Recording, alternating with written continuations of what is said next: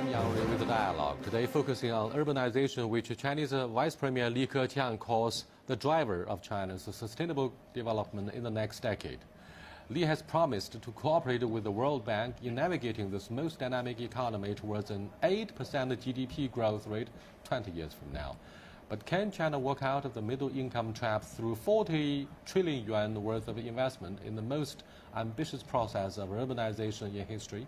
What does it mean for the world economy? Whatever implications the process may have, the heavy smog in early January in some Chinese cities is perhaps a wake-up call in fostering low-carbon urbanization. Today, we are pleased to be joined by Mr. Yuekang Huang, Senior Associate at the Carnegie Endowment, and Professor Yao Yang from Peking University. Before our discussion, let's take a look at this. During the past 30 years, the urban population increased from 172 million to 7 million in 2011. China's urban population outnumbered that of rural areas for the first time, accounting for over 51% of the total. The rate of people living in cities is expected to increase to 70% by 2030.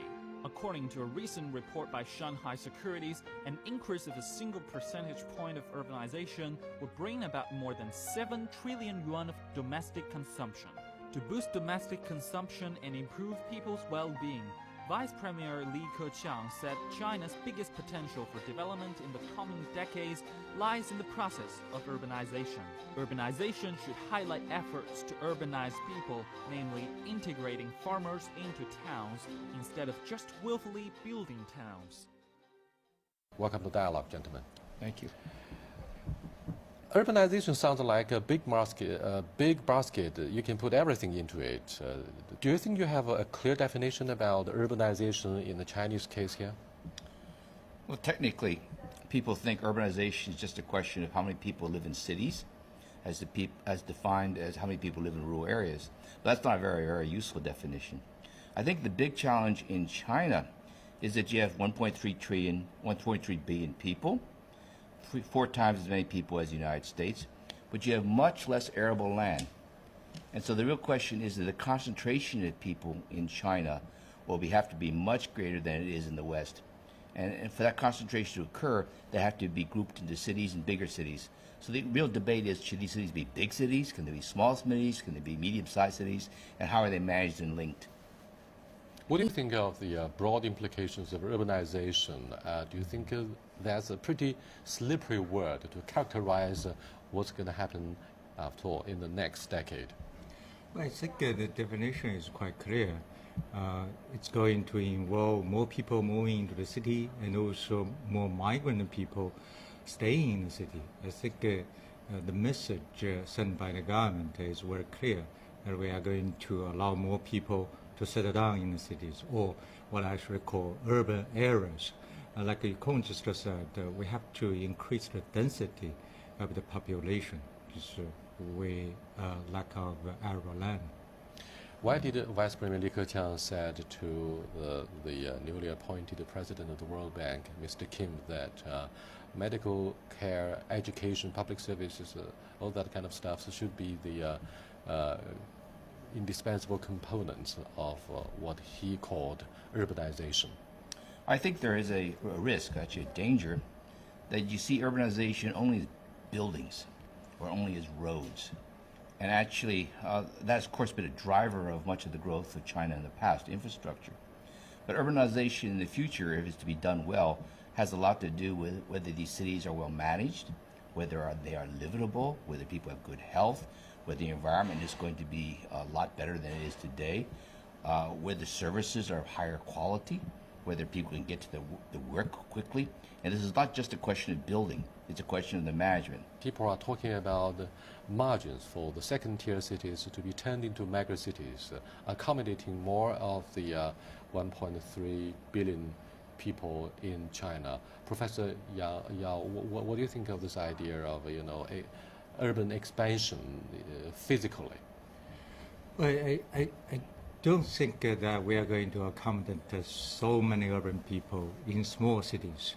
We have to expand what we call the urban areas So maybe we're not going to concentrate all the people into those mega cities like Beijing, Shanghai, but definitely we are going to develop urban areas centered by those mega cities like Shanghai. Then we're going to have a second tier and third tier cities. So people are going to move into this urban system instead of just a few cities. What does the rapid pace of urbanization mean for the environment? Well, some people believe that urbanization essentially means a worsening environment. As you mentioned earlier, here in January in Beijing and other major cities in China, you've had a very serious bout of air pollution. So that naturally makes people feel that urbanization is in some ways bad. But actually, a better managed city, more concentration of people, can actually reduce the pollution. Because with better management concentration, you don't actually have to have as many cars. People don't have to drive as far. Your services, your energy efficiency of your buildings can be improved. So your energy intensity is reduced. So actually you can have what I would call environmentally better urban areas with greater urbanization and greater concentration. I would like to add to that when people think about pollution in the cities, actually they are confusing the city with income growth. When the income is growing, at least to some degree, then pollution is going to increase. That's kind of a natural process because when your income increases, you consume more energy. So when people move from the countryside to the city, naturally you see a little bit more pollution. But I fully agree with you, Kong. In a city, it's much better to control pollution. Last year, for the first time, the ratio of urbanization has surpassed 50%. Although we only have 657 cities that accommodate 650 million people, that's double the size of the Eurozone population. Now, what does that mean? Well, is 50% high or low? And there's still debates about what it means because it depends on how you measure it. Here in Beijing, people who live near the airport are considered rural, but some other definition might consider them part of the urban population. And then some people think about the migrant population. If they're not officially recorded, does that mean our urbanization is actually higher or lower, or how should we count them? So the definition does matter. But I think by most indicators, China is under-urbanized. It's under-urbanized because of the historical restrictions in terms of being able to move to cities and getting formal residency rights through the hukou. Most people would expect that China might be something like 70, 80% urban in 20 or 30 years. And the big question is, if it's going to be 70 or 80% urban, how is it going to manage this process in a sensible way? What did Vice Premier Li Keqiang mean by spending up to 40 trillion RMB for investment in the next round of urbanization? That's almost the total GDP growth rate of last year. Well, I think he said in the next 10 years. So annual investment will be 4 trillion yuan. So, thinking about China's size, that's not a huge number, I would say. But I also want to say that's very necessary because you have so many people to move into the city, and also you have to settle down those migrant workers who are already in the cities, but who really do not have permanent residence in the city. Where does the money come from? I think this is one of the biggest challenge probably facing the urbanization process. How do these cities get the revenue to finance this needed infrastructure? Now, as we know, in the last several years, many urban areas were relying upon land sales, and this created a lot of problems, both social problems as well as debt problems, and therefore that continued. There's experimentation about property taxes in Shanghai and Chongqing, okay? But it's not yet been broad enough and tested, and there are big issues about how to do this. So there is a legitimate concern about the financing of this urbanization. There's I would call a legitimate concern about how do you get more private companies interested? How do you get the local tax system broader? What do you think of the source of financial muscles to finance the local construction boom? Does it mean more property bubbles will be created as a result, and loan expansion will also be a major problem? Well, I'm not that worried about the finance problem. Think about China's M2 is reaching 100 trillion, right? So among that, about 40% or a little bit more than 40% are actually private savings. So in that sense, Chinese people are quite rich. So what I want to say is that as long as you mobilize private agents, private companies in the process, I don't think we are going to run out of money. There is a tremendous money in China. But as you said, there might be some danger for another kind of real estate bubble. But the government is quite cautious on that front. I don't think the risk is that high. Let me ask you a very general question about what the future might hold for urbanization. For example, do you think more power will be delegated to the local governments so that they might have more of the money from the central banks and finance their infrastructure boom? Will that create more property bubbles? Well, if the local authorities... And if not, more local debts? I think the problem here is that local authorities, if they're solely motivated by generating returns to repay, they're likely to get into higher end property. They're more likely to get into speculation because they think they get more from the selling of the land and the more profit generated. And this is a big risk because I think the real issue is how do you house a lot broader segment of the lower to middle income people in China.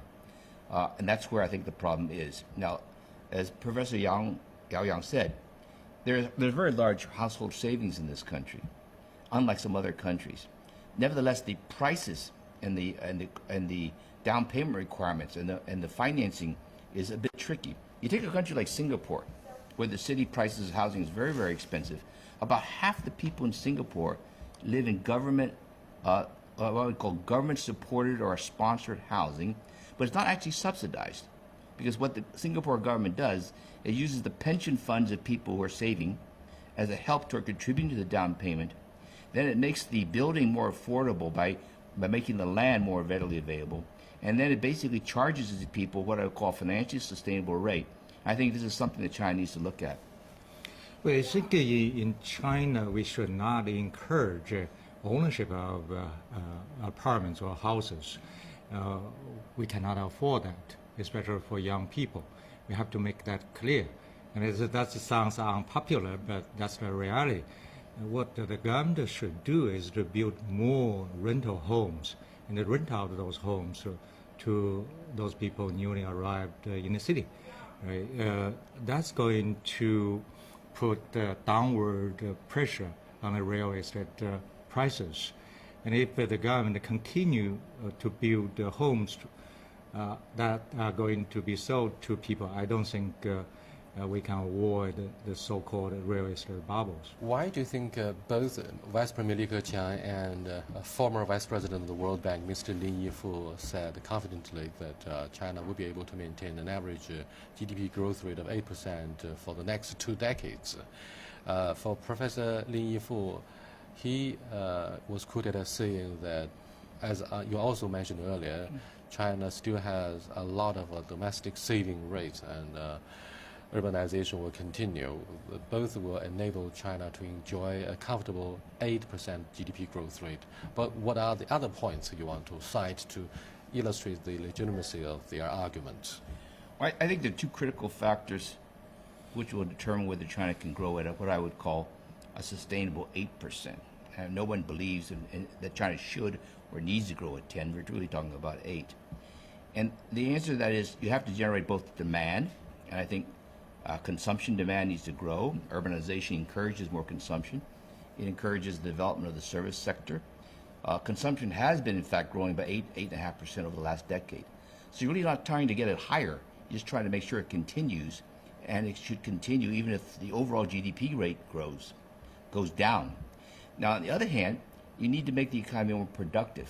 And this is, I think, what Lin Yifu was basically saying. China still has a very large technology difference compared to the West. So it can still make use of that technology through foreign investment, buying it, replicating it, developing it, and increase productivity and become a bit more innovative. So on the production side, you continue to be more productive. On the demand side, you make sure that consumption develop the service sector, and urbanization increases the demand for those goods and services. And if you do this fairly well, I think 8% is manageable. Are you optimistic? Yeah, I fully agree with Professor Lin and Yu Kong. I would also like to add another factor that is the continuous improvement in education in China. By 2020, 40% of young people are going to have university diplomas. That's quite an achievement. And also, if you look at both the countryside and the city, people's average education level is increasing quite quickly. Today, most people in the city have about, say, 11 years education.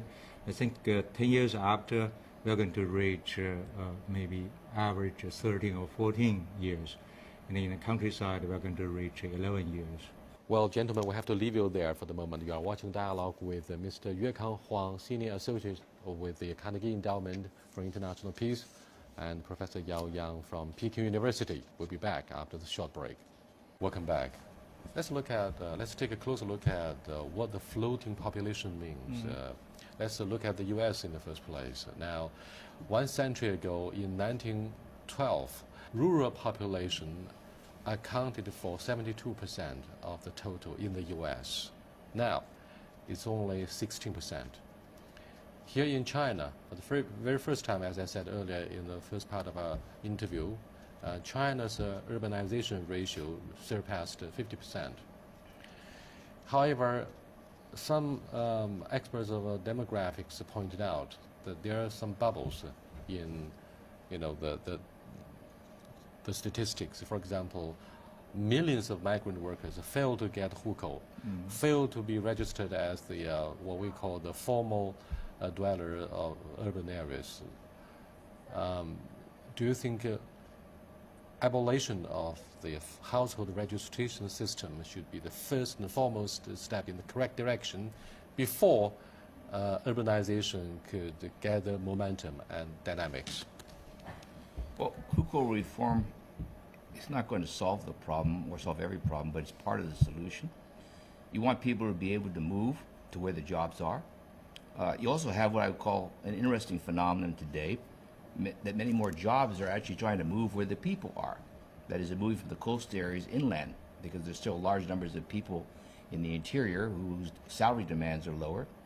And to be competitive, companies are moving from the coast areas to places like Henan and Chengdu and elsewhere. So, but either way, mobility of people is really important.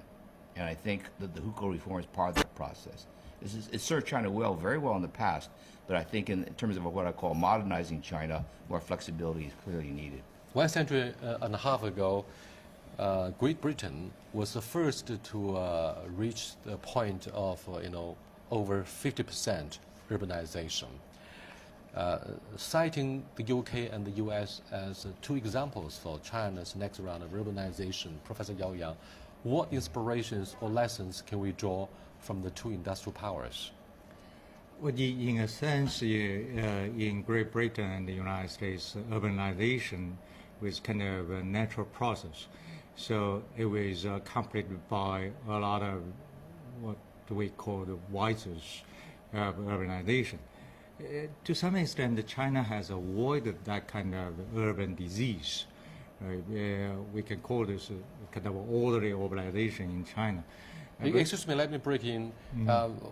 What do you think of China's model of a frog leap, jumping start the industrialization process, because we are able to benefit from digital technologies and information, the rise of the internet, which makes the world more flat, according to Thomas Friedman. What does that mean for China to avoid having the pitfalls that both the UK and the US went through?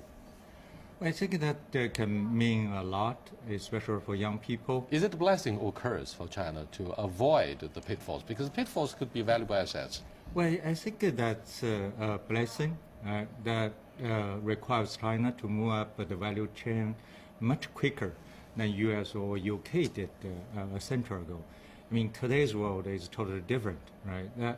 And you can also see the speed up of urbanization in the rest of the world, including China.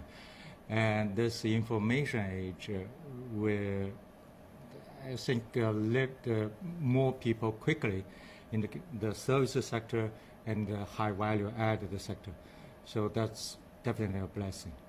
That gives rise to yet another big, if not embarrassing question as to whether we should follow patterns of other industrial nations transformation from an industrial nation to a service-oriented economy. Let's look at the development of service industry. Will that be realized at the cost of China's national conditions? The what we call China national conditions refers to actually the size of a population. The U.S. has structural problems, and it blames China for outsourcing its jobs. But actually, the knowledge-based economy in the U.S. has sort of deprived ordinary workers who don't have skills and a good education of their jobs. I mean, what do you think of the similar embarrassment that China may suffer? I think China has some major advantages. It has the advantages that as a late starter in terms of the industrialization process, in some ways as a late starter even to the service sector, it can create a better balance. Excuse me, is the service industry necessarily labor intensive as well? The service sector is inherently labor intensive, but the real question is whether it's high value services or low value services. Low value services generate low productivity jobs which do not pay very well, and they don't generate jobs for the higher educated that Professor Yang was basically saying. Because they produce low value added products. Right. Now, what is this issue? How does it link up with urbanization? What we know is that large cities, heavy concentration of people, tends to increase the possibility of what I call high-valued services. The financial services, the lawyers, the engineers, the accountants, the designers, they tend to assimilate. They also need a fairly large population to make their value of what they produce worth it in the market. So if they're spread out, this becomes a problem. But I think China has a major advantage compared to the United States. It has a major industrial base which I think can be preserved in certain ways. And therefore, the relationship between the services and the manufacturing and what benefits you can get are going to be a lot stronger here than they are in the United States. The United States, as you said, is heavily service-oriented, but it lacks what I would call a dynamic, high-value manufacturing sector. So China has to realize it's going to be more service-oriented, but do not lose what I call the high-value aspects of its manufacturing processes. Well, obviously, there's a kind of a geo-economic rivalry between the U.S., the current superpower, and China, the second biggest economy in terms of competing for high value-added products in the next decade of the 21st century. Do you think this is a driving force for China's next wave of urbanization, meaning we have to let migrant workers get better education, better medical services so that they can lead a quality life and they enjoy better services?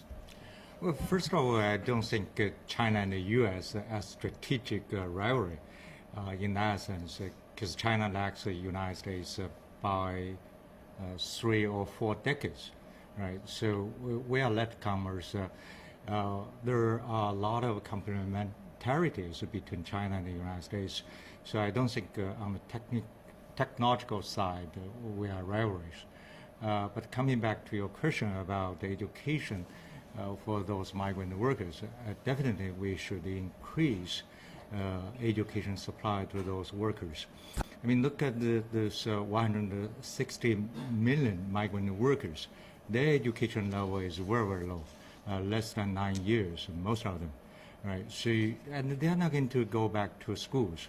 I think the government has not done enough to increase their education. One of the points you made in the articles you wrote is that China's unbalanced economy is the result of its unfinished and incomplete urbanization process. So what do you mean? Well, there's a lot of fixation in the West about the fact that consumption as a share of GDP is very low in China, and that investment as a share of GDP in China is excessively high. And basically we're saying this imbalance is not necessarily a problem. And most people don't realize it's very much related to the urbanization process. If you go to countries like Japan, South Korea, Taiwan, and even the United States 100 years ago, you realize that urbanization actually leads to a natural decline in the share of consumption to GDP and an increase in investment to GDP. And then it levels off and starts to increase. And so, as a part of what I would call very rapid industrialization export process, China's experienced this imbalance to greater extent than other countries, but you shouldn't necessarily see this as a problem. If it is well managed, it's actually what I would call a phase that China needs to go through before it becomes more balanced. And I think this is going to start to happen over the next 10 years and next 20 years. China has been talking smart about the statistics because the figures in the statistics produce officers, the government officials, 数字出官, you know. But these days, they have sort of, the local government officials have changed the concepts quietly by talking smart about smart cities. They are talking smart about smart cities. Mm-hmm. What does smart city mean for urbanization? I mean, there's a tendency to think that if you use the internet, that if you have computers, that you spread and you put in e-commerce or e-services and people can use the internet to deal with government, that you have a smart city. Now, I don't think that's going to solve the problem. Fundamentally, the problem right now in China with its major cities is the management of what these cities should look like, the location of its offices, the housing. As Professor Yang was saying, the extent that it should be supporting rental housing, to the extent that the schools and location of schools should be changed. Even here in Beijing, for example, where everyone complains about traffic. Well, I don't think people realize that the solution of building ring roads isn't the solution. You could actually solve much of Beijing's traffic through better management of the signaling and the exit and entry of these major roads. So I think this is what we're talking about, a smart city. You have to sort of like plan it, make sure it's well specialized in activities, and these other kinds of technology-related aspects are supportive. They're not the solution. They can help you develop the solution. So your point is that at the end of the day, when we are talking about what we call smart city is actually smart governance. Many would associate urbanization with the construction of infrastructure and massive migration from rural to urban areas. But in fact, this process also involves reconstruction of values and quality of life. For individuals, it may also mean a world with a better sense of equality, justice, and responsibility. For all those who want to engage with China and those who expect to be engaged. I'm Yang Wei.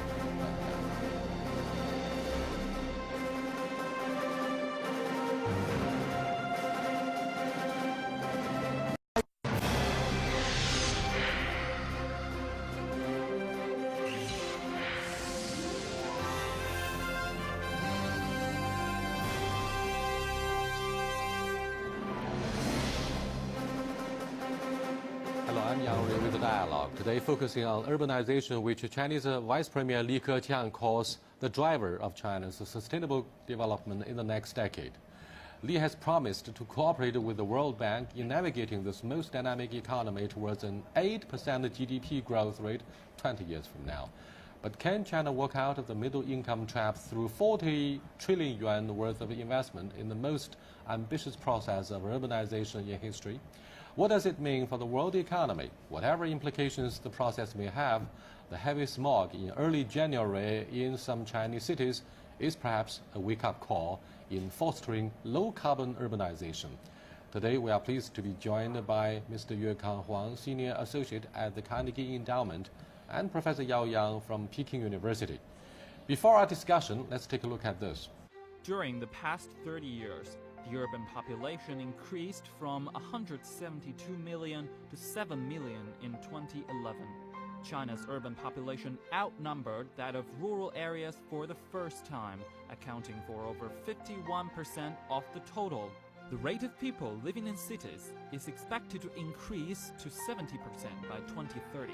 According to a recent report by Shanghai Securities, an increase of a single percentage point of urbanization would bring about more than 7 trillion yuan of domestic consumption.